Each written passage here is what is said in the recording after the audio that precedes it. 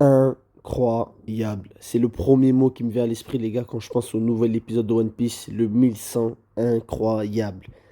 Il a adapté le chapitre 1069. Il a adapté 10 pages précisément parce que j'ai compté et c'est incroyable, les gars. Franchement, le chapitre, il est banger. L'épisode plutôt, il est banger. Il est incroyable. On va en parler, les gars, pendant cette vidéo. Du coup, calez-vous, mettez-vous bien. Je passe spoil, les gars, pour les animes only, même si je lis les chapitres. Juste petite information pour ceux qui lisent les chapitres. Oda, comme vous le savez, est en pause de 3 semaines. Enfin, du coup, maintenant, il reste que 2 semaines.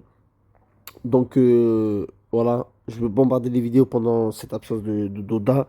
Donc, si vous kiffez One Piece, les gars, abonnez-vous et likez. Voilà, donnez de la force, les gars. Parce que moi, je vais bombarder les vidéos. Et dites-moi, les gars, si ça vous plaît, les gars, le fait que je fasse des reviews des épisodes de l'animé. Si vous voulez que j'en fasse plus souvent. Ou si vous voulez que j'en fasse que dans les gros épisodes comme celui-là. Donc les gars, on va directement parler de l'épisode qui est juste incroyable. Pourquoi est-ce qu'il est incroyable? Parce qu'il avance le lore, la mythologie, tout ce qui est autour de One Piece avec les fruits du démon. Enfin, peut-être la révélation autour des fruits du démon.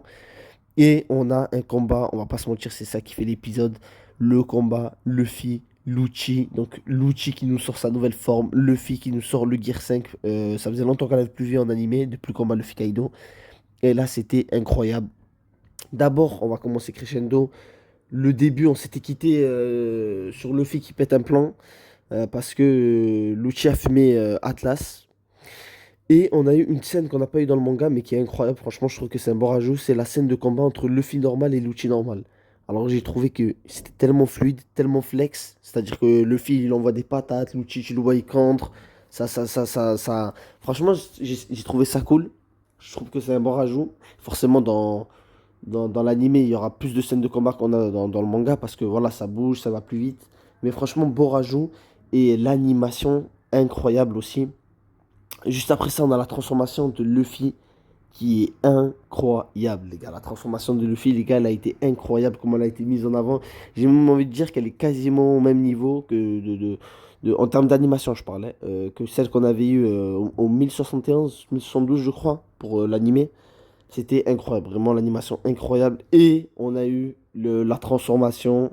Pour les animaux de livre, vous avez dû être choqués. Bah, du coup, la nouvelle transformation de Lucci qui a éveillé son Zoan. C'est incroyable, c'est banger. C'est un monstre. La transformation est quali de ouf. En animé, ça passe trop bien. L'espèce de flamme noire, flamme bleue et tout. En plus, comment ils ont ramené ça, ça a été tarpin bien fait. Donc, franchement, j'ai kiffé. Il y a la transformation, j'ai kiffé la transformation de Luffy. Donc, la transformation, comment elle était armée, c'était incroyable.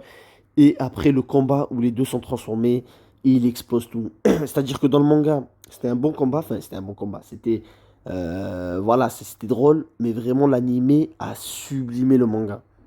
C'est-à-dire que des fois, l'animé va pas rendre hommage au manga, mais autant là, en mode là, si je devrais re-regarder le combat de Luffy Lucci, je préfère le re-regarder en animé que le regarder en chapitre. Alors qu'il y a des scènes que je préfère regarder en chapitre. Par exemple, j'ai pas d'exemple en tête, mais vous m'avez compris. Il y a des scènes que je veux me dire, ouais, j'ai pas aimé comment il a animé en animé, du coup, je veux le lire en chapitre, je trouve ça plus stylé. Ben là, cette scène, si demain j'ai envie de me remater cette scène, je me la fais pas en chapitre, je me la fais en animé. Et à partir du moment où ils ont réussi à faire ça, ça veut dire que l'épisode est incroyable.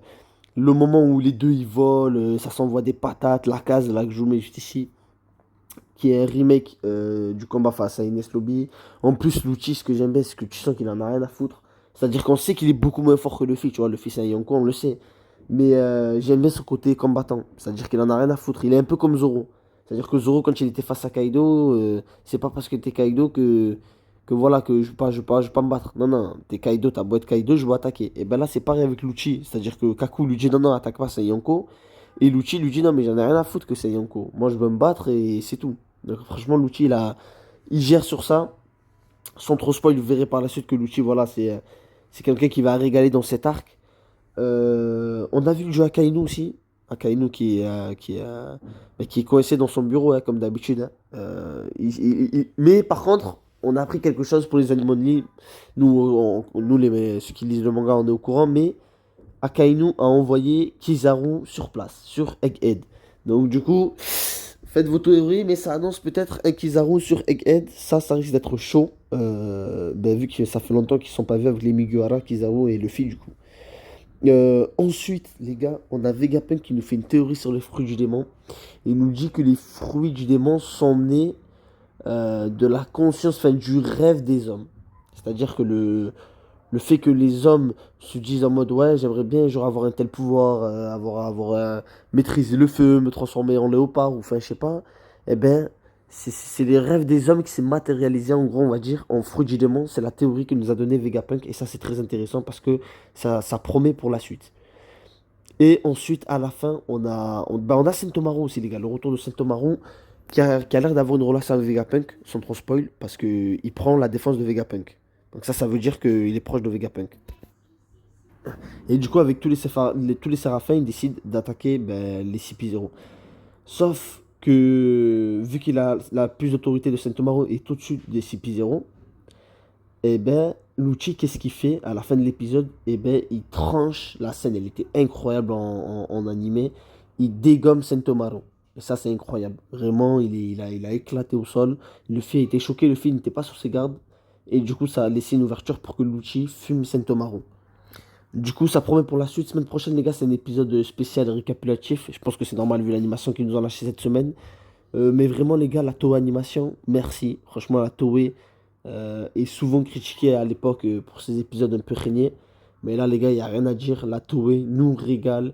Ils nous donnent des animateurs tels que Vincent Chazard ou je sais pas, il y en a plein vraiment incroyables. Donc, on peut leur dire merci, les gars. Et moi, les gars, je vous dis ciao. Si cette vidéo, les gars, vous aura plu sur les animés, sur l'animé One Piece, dites-moi dans les commentaires, comme ça, je referai d'autres. Et moi, je vous dis ciao.